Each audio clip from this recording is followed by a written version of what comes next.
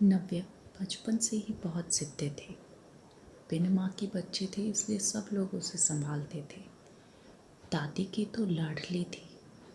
उसके पापा सचिन की दूसरी शादी करने का प्रयास चालू था, पर यह 7 साल की बच्ची कुछ न कुछ करके अपने पापा का रिश्ता जुड़ने ही नहीं देती थी। उसकी दोनों नानी और दादी उसे समझा समझा कर थक गई थी कि सभी सौतेली माँ बुरी नहीं होती, और हम हैं ना, तुम्हें अगर तकलीफ़ दी तो हम उस पर चिल्लाएंगे, हम उसे डांटेंगे। लेकिन उसके मन में बार बार डर आ रहा था कि सौतेली माँ मुझे तकलीफ़ देगी, पापा भी उसकी ही सुनेंगे, और उसकी माँ की आखिरी याद मतलब उसका मंगलसूत्र वह भी उस सौतेली माँ को दे देंगे। उसे ऐसा ही लगता था। सभी को टेंशन हो रही थी कि उसे कैसे समझाए। उसकी माँ मतलब सुनीता एक एक्सीडेंट में 2 साल पहले इस दुनिया से चली गई। तब से लेकर अब तक उस बच्ची को सब संभालते थे, पर उसकी यह जिद ज़रा ज़्यादा ही थी। कैसे बताए अभी से? उसकी दादी ने उनकी ही मौसेरे भाई की लड़की पसंद कर ली थी। उसकी भी शादी होकर तलाक हो गया था और उसे एक लड़का भी था, पर यह बच्ची सुनने को तैयार ही नहीं थी।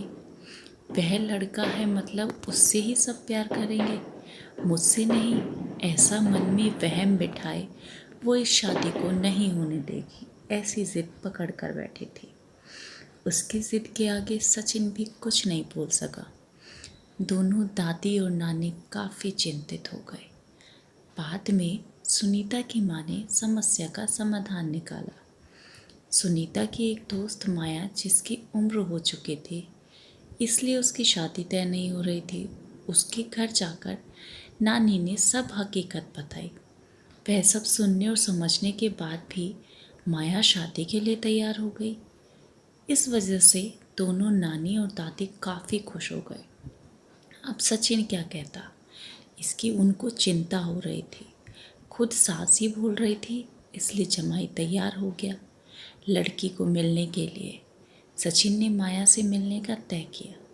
मुलाकात के दिन सचिन ने माया से कहा कि मैं सिर्फ नव्या के भविष्य के लिए और अपनी माँ की इच्छा के लिए इस शादी के लिए तैयार हुआ हूँ। मेरी तरफ से बाकी कोई उम्मीद मत करना। यह सुनते ही बहुत बुरा लगा माया को, पर कितने दिन घर वालों के ताने सुनती। इसलिए माया तैयार हो गई और शादी भी हो गई।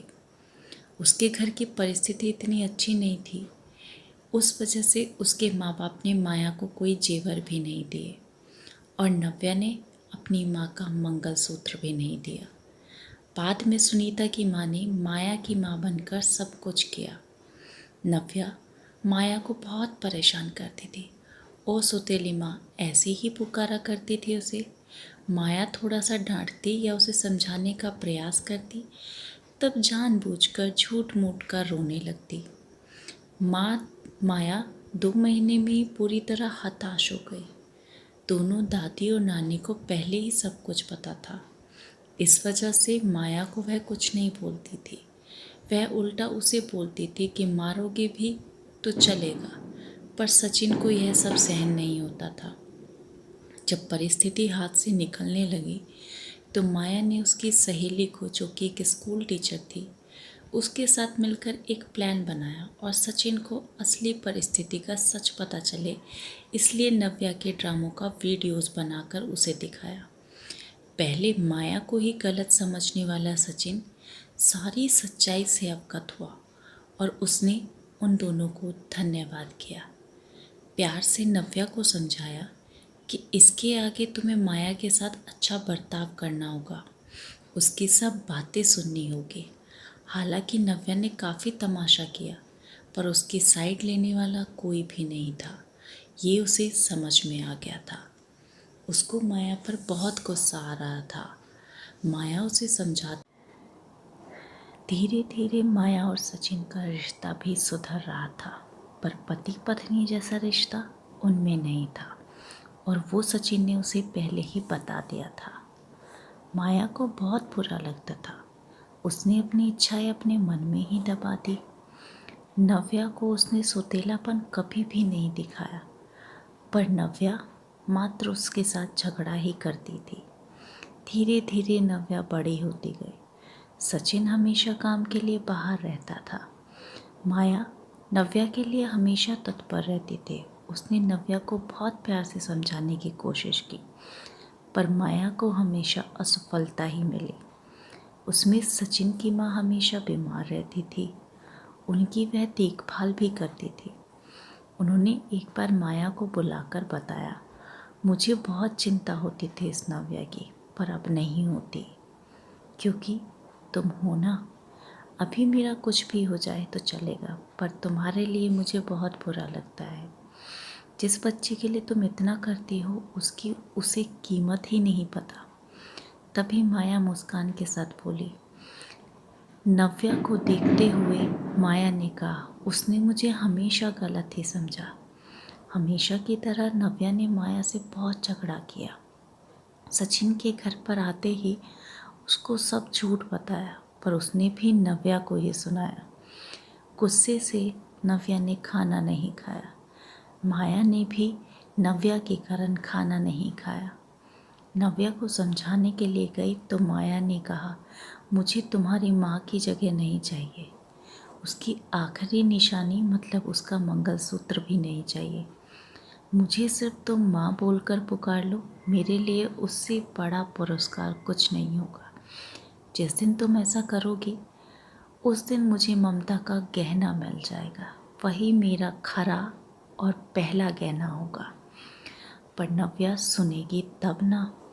जैसा था वैसे ही सब चालू रहा। कई दिनों बाद दादी की तबीयत बिगड़ी। उन्होंने सचिन को बुलाया और कहा, माया बहुत अच्छी लड़की है, वह कभी भी भेदभाव नहीं करेगी।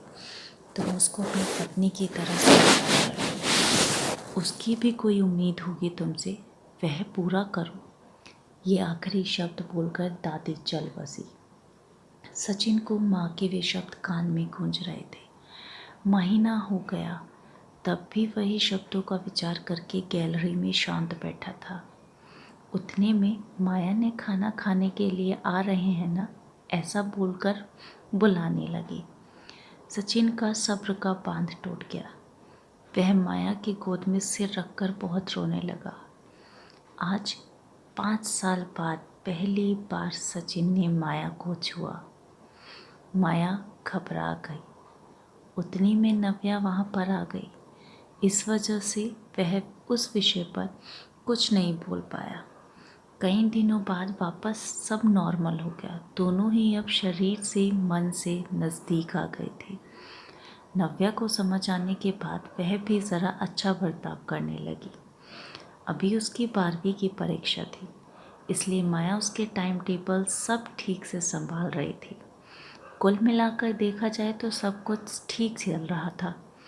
ऐसे में उनकी खुशियों को नज़र लग गई। सचिन का भी एक्सीडेंट हो गया और वह गुजर गया। अभी माया और नव्या वह दोनों ही थे एक दूसरे के लिए। जो भी सेविंग थी उस पर घर चल रहा था। माया तो ग्रेजुएट नहीं थी, इस वजह से उसे नौकरी मिलने में दिक्कत आ रही थी। छोटी छोटी नौकरी करके वह घर चला ही रही थी। सचिन की सब सेविंग उसने नव्या के लिए रख दी। अब नव्या को प्यार हो गया था सुशांत नाम के लड़के से। इस वजह से माया ने उसका प्रेम विवाह करने का सोचा। सब लोग अच्छे हैं, नव्या भी खुश रहेगी, ऐसा उसे विश्वास था। पर सुशांत की माँ खड़ूस थी। सचिन के जाने के बाद उनकी परिस्थिति भी अच्छी नहीं थी। नव्या शादी के बाद ज़्यादा गहने नहीं लाई, इसलिए ससुराल वाले उसे तकलीफ़ दे रहे थे। उसकी सास की सहेलियां घर पर आई थी नई दुल्हन से मिलने। तब नव्या की सौतेली माँ के बारे में भला बुरा बोल रही थी। सौतेली माँ है ना, इसलिए ऐसा जानबूझकर किया होगा, सब कुछ खुद के लिए रखा होगा और बेटी को लंका की पार्वती बनाकर सिर्फ मंगलसूत्र पहनाकर भेज दिया और कहकर हंसने लगी। अभी नव्या का खुद पर से नियंत्रण टूट गया।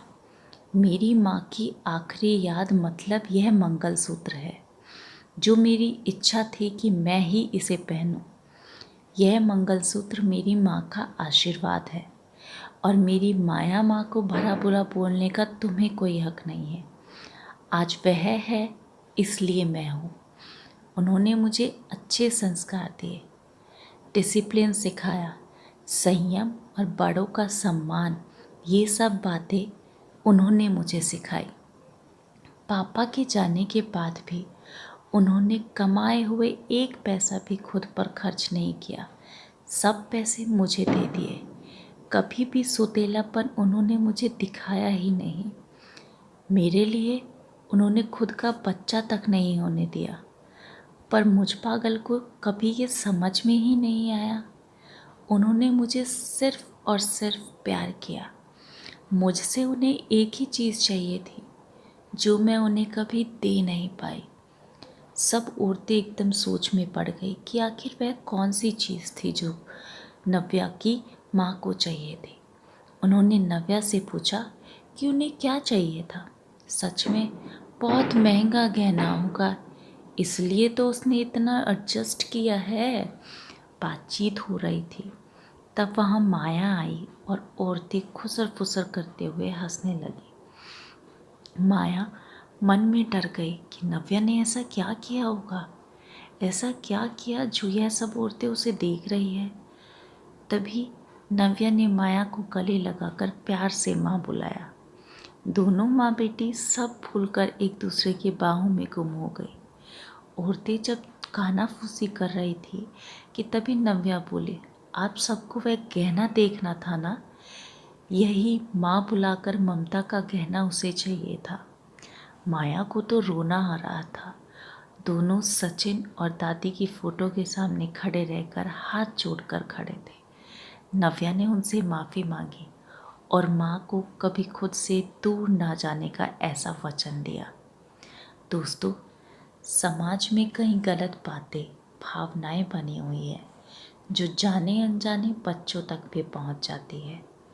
हमें बच्चों को और खुद को भी इस बात को समझाना होगा कि हर पुरानी बात पूरी तरह या हर किसी के लिए सच या एक समान नहीं होती है। किसी एक का सच दूसरे के लिए झूठ हो सकता है। इसलिए किसी भी बात को अपनी दिल दिमाग में बिठाने से पहले उसकी सत्यता की कसौटी करना बेहद ज़रूरी हो जाता है। धन्यवाद।